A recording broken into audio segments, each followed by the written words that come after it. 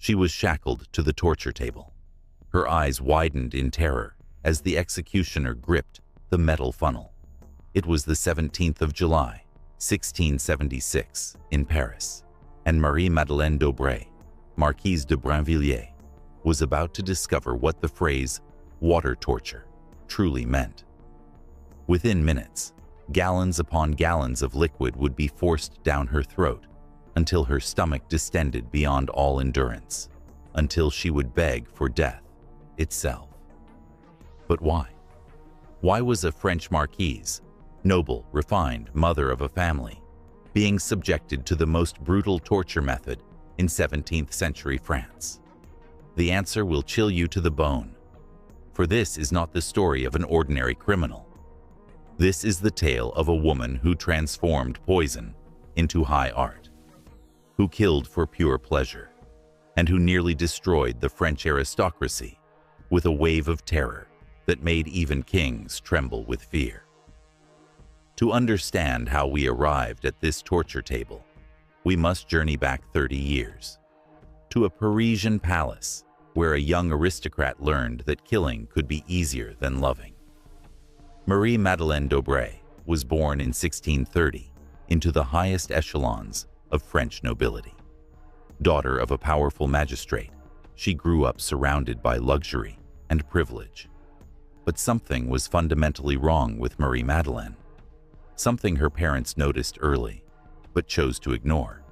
She displayed no empathy whatsoever. When others wept, she smiled. When animals suffered, she drew closer to observe. And when, at 12 years old, they discovered a dead cat in the garden bearing signs of poisoning, Marie-Madeleine was nearby, studying the corpse with disturbing fascination. But who would suspect such a beautiful child, so well educated, so perfectly molded to aristocratic standards? Marie-Madeleine learned early to wield her beauty and charm as masks. Beneath them, she cultivated an obsession that would haunt her forever, discovering creative ways to inflict death. At 20, she married Antoine Gobelin de Brinvilliers, a marquise of good family but modest means. The marriage should have been her salvation. Instead, it became her academy of crime, for it was through her husband that she met Gaudin de Sainte-Croix, a military officer who would forever alter the course of her existence. Sainte-Croix was not merely Marie-Madeleine's lover. He was her mentor in the dark arts of poison. He had mastered poisoning techniques during his imprisonment in the Bastille, where he encountered an Italian chemist specializing in lethal substances. When he emerged from prison, Sainte-Croix possessed knowledge that few in France commanded: the art of killing without leaving traces. The partnership between Marie-Madeleine and Sainte-Croix began as a romantic liaison, but evolved into something far more sinister. They transformed the Marquise's palace into a secret laboratory where they tested their poisons on animals, servants, and eventually human beings. Marie-Madeleine discovered she possessed a natural genius for the chemistry of death. Her first target was her own father, Magistrate d'Aubray.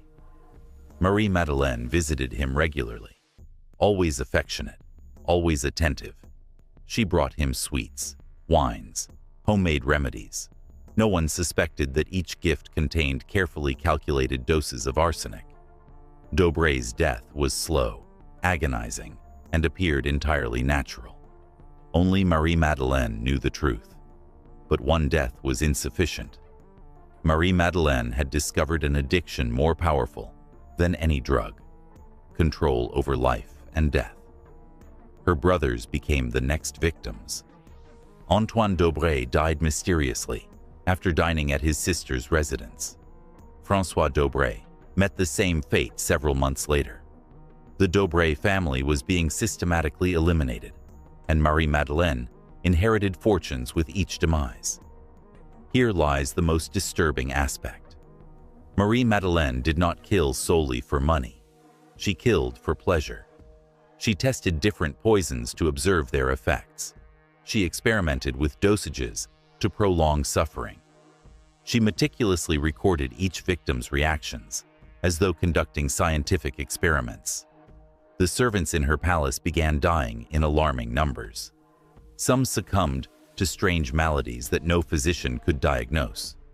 Others exhibited symptoms resembling poisoning, yet no doctor dared suggest such a thing about a respectable marquise. Marie-Madeleine had become a serial killer before the term even existed. But why did no one harbor suspicions? How did one woman manage to poison dozens of people in the heart of Paris without arousing mistrust? The answer is devastatingly simple: because she was a marquise.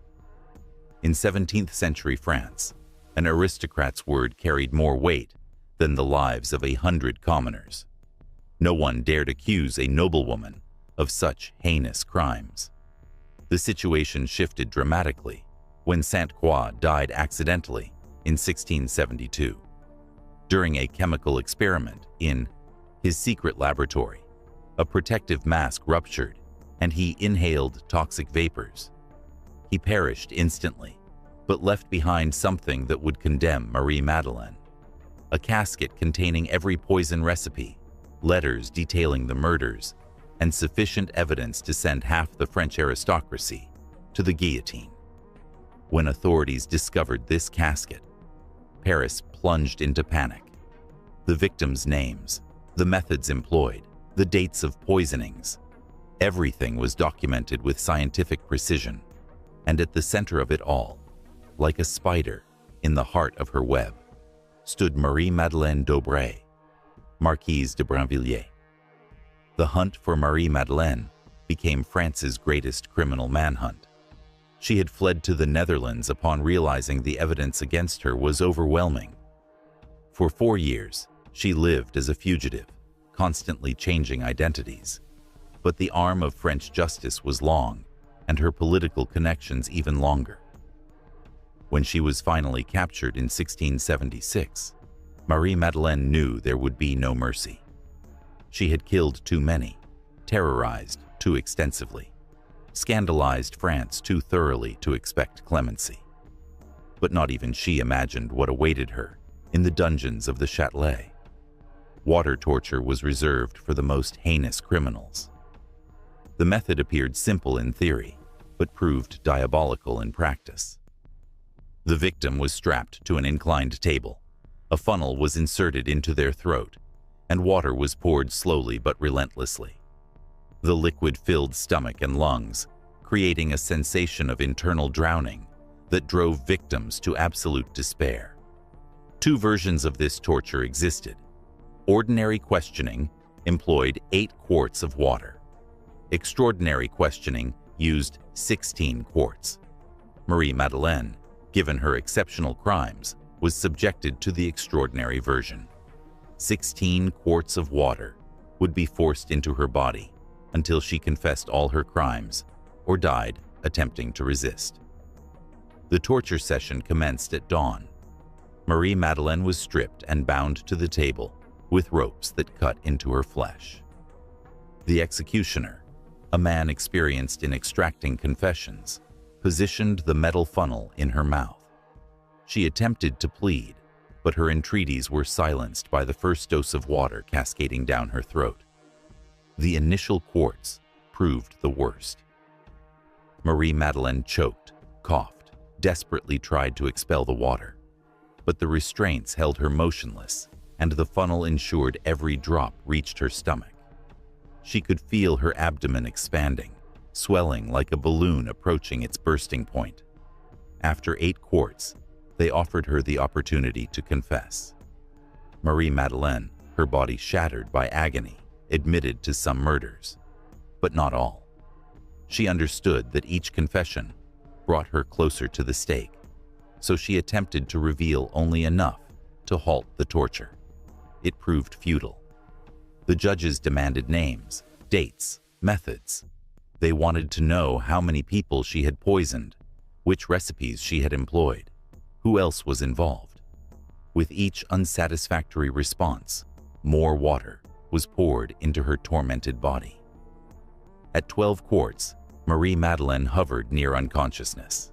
Her stomach was so distended, It seemed ready to rupture. Blood trickled from her mouth where the funnel had lacerated her throat. She vomited continuously, yet the water kept being forced inside. It was then she began confessing everything. The victims' names, the dates of death, the types of poison utilized. She spoke of experiments on servants, of deaths tested in hospitals, of plans to poison public fountains. Each word was extracted alongside more water, more pain, more desperation. At 16 quarts, Marie-Madeleine had confessed to crimes sufficient to justify 1,000 executions. But she was more dead than alive. Her body was so bloated with water, it no longer appeared human. She breathed with extreme difficulty, and every movement caused unbearable agony. The torture ended, but not the suffering. Marie-Madeleine was left in her cell to recover sufficiently for execution. For 3 days, her body struggled to expel the accumulated water. She vomited incessantly, could barely breathe, and felt as though her internal organs had been pulverized. When the day of execution finally arrived, Marie-Madeleine was unrecognizable. The elegant, refined woman had become a shadow, destroyed by torture. Yet she was still compelled to face the stake as punishment for her crimes. 17th of July, 1676.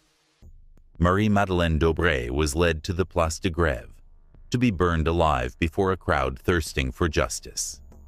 She had confessed to poisoning at least 30 people, though many believed the actual number was far higher. Her death marked the end of a reign of terror in Paris. But it also raised disturbing questions. How many other nobles were employing poison to resolve family disputes? How many natural deaths among the aristocracy were actually carefully orchestrated murders? The Marie-Madeleine case opened France's eyes to a terrifying reality. In a society where absolute power met chemical knowledge, anyone could become a mass murderer. She had transformed poisoning from an occasional crime into a systematic method of elimination. More than 3 centuries later, the story of the Marquise de Brinvilliers continues to haunt us, not merely because of the crimes she committed, but because of the ease with which she committed them. She proved that monsters can wear silk gloves, that evil can masquerade as refinement, and that civilization is merely a thin veneer over primitive instincts. The water that nearly killed her on the torture table was only the conclusion of a story that began with a child observing dead cats in a garden. Marie-Madeleine d'Aubray demonstrated to the world that some human beings are born without the moral constraints that prevent the rest of us from killing. And when such beings gain access to power, wealth, and knowledge, they can become living nightmares. Her confession, extracted quart by quart through France's most cruel torture, revealed not merely a serial killer, but an entire underground world of aristocratic violence. A world where murder was easier than divorce, where inheritance was simpler than patience, where poison was more discreet than the sword. The Marquise de Brinvilliers perished in flames, but her legacy endured. She had taught France that not all monsters roar. Some whisper, some smile, and some offer poisoned tea with the perfect courtesy of the highest breeding.